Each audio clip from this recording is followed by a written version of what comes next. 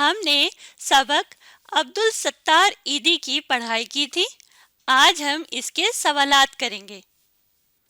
سوال نمبر 1 ہے، ایدی فاؤنڈیشن پاکستان کے ہر فرد کو کیا فراہم کر رہی ہے؟ تو چلیں اس کا جواب ہم سبق میں سے ڈھونڈتے ہیں۔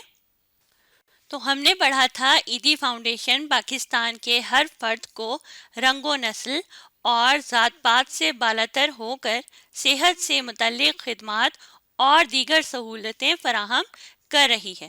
تو یہ پورا جملہ اٹھا کے ہم سوال کے جواب میں لکھیں گے۔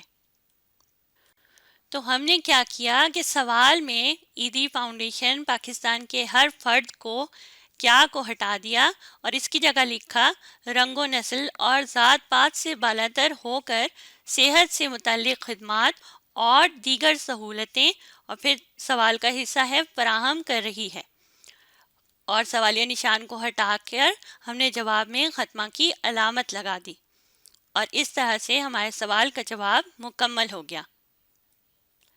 اب بڑھتے ہیں سوال نمبر 2 کی جانب۔ عبدل ستار ایدی کیسی زندگی گزارتے ہیں؟ چلیں اس کا جواب ہم پہلے سبق میں دیکھتے ہیں کہ ہم نے یہ بات کہاں پڑھی تھی۔ تو ہم نے پڑھا عبدل ستار ایدی خود 2 جوڑے کپڑے اور 2 کمروں کا اپارٹمنٹ استعمال کرتے ہیں، یعنی وہ بہت سادہ زندگی گزارتے ہیں۔ تو جواب کے لیے ہم کچھ حصہ سوال سے ہی لیں گے۔ ہم نے کیا کیا، عبدل ستار ایدی کیسی کا لفظ ہٹا کر اس کی جگہ لکھا سادہ زندگی، اور پھر لکھنا ہے سادہ زندگی گزارتے ہیں۔ سوالیہ نشان کو ہٹا کر جواب میں ختمہ کی علامت لگائی، جس کا مطلب ہے کہ یہاں پر جواب مکمل ہو رہا ہے۔ عبدل ستار ایدی سادہ زندگی گزارتے ہیں۔ اب باری ہے سوال نمبر 3 کی۔ فلاحی کاموں کی طرف ایدی صاحب کا پہلا قدم کیا تھا؟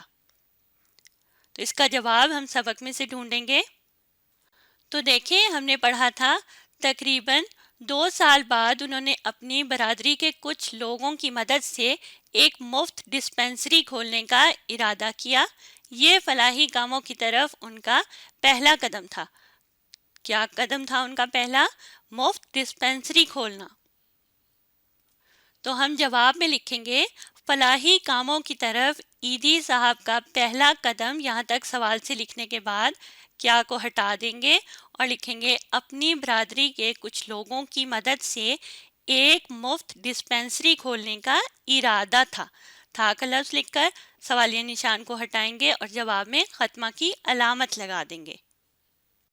تو دیکھیں میں نے یہاں سوال کا جواب لکھ دیا ہے، فلاحی کاموں کی طرف ایدی صاحب کا پہلا قدم، یہاں تک ہم نے سوال سے لیا، پھر لکھنا ہے کیا کو ہٹا کر اپنی برادری کے کچھ لوگوں کی مدد سے ایک مفت ڈسپنسری کھولنے کا ارادہ تھا۔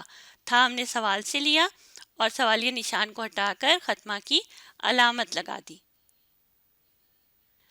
اب بڑھتے ہیں سوال نمبر 4 کی جانب۔ ایدی ٹرسٹ کا دائرہ کار پھیلنے کا اصل راز کیا تھا؟ ہم نے سبق میں کیا پڑھا تھا؟ ہم نے پڑھا تھا ان کے ٹرسٹ کا دائرہ کار حیرت انگیز طور پر تیزی سے بڑھنے لگا، جس کا اصل راز ایدی کی محنت اور خلوص نیت تھی۔ یہ راز تھا محنت اور خلوص نیت۔ ہم جواب میں یہ لفظ لکھیں گے۔ جواب لکھنے کے لیے کچھ حصہ ہم سوال سے ہی لیں گے۔ ایدی ٹرسٹ کا دائرہ کار پھیلنے کا اصل راز کیا تھا کو ہٹا دیں گے اور لکھیں گے ایدی کی محنت اور خلوص نیت تھی، اور پھر ختمہ کی علامت لگائیں گے۔ تو دیکھیں سوال کا کچھ حصہ ہم نے لیا، ایدی ٹرسٹ کا دائرہ کار پھیلنے کا اصل راز، یہاں تک یہ حصہ لکھنے کے بعد پھر ہم نے لکھنا ہے کیا تھا کو ہٹا کر ایدی کی محنت اور خلوص نیت تھی۔ یہ اس سوال کا جواب ہے۔ اب باری ہے سوال نمبر 5 کی۔ ایدی ایمبولنس سروس کو دنیا کی سب سے بڑی رضاکار ایمبولنس سروس ہونے کا اعزاز کب ملا؟ تو چلیں اس کا جواب ہم سبق میں سے تلاش کرتے ہیں۔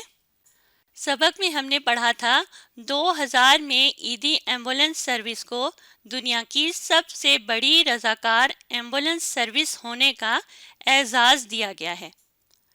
किस साल में? 2000 साल 2000 में इसको रज़ाकार एक सबसे बड़ी दुनिया की रज़ाकार एम्बुलेंस सर्विस होने का एजाज़ हासिल हुआ। तो हमने क्या करना है? हमने करना है कि सवाल से ही हम कुछ हिस्सा लेंगे जवाब का। ईदी एम्बुलेंस सर्विस को दुनिया की सबसे बड़ी रज़ाकार एम्बुलेंस सर्विस होने का एजाज़ कब को हटा देंगे और इसकी जगह पे साल लिखेंगे। कौन सा साल है? 2000।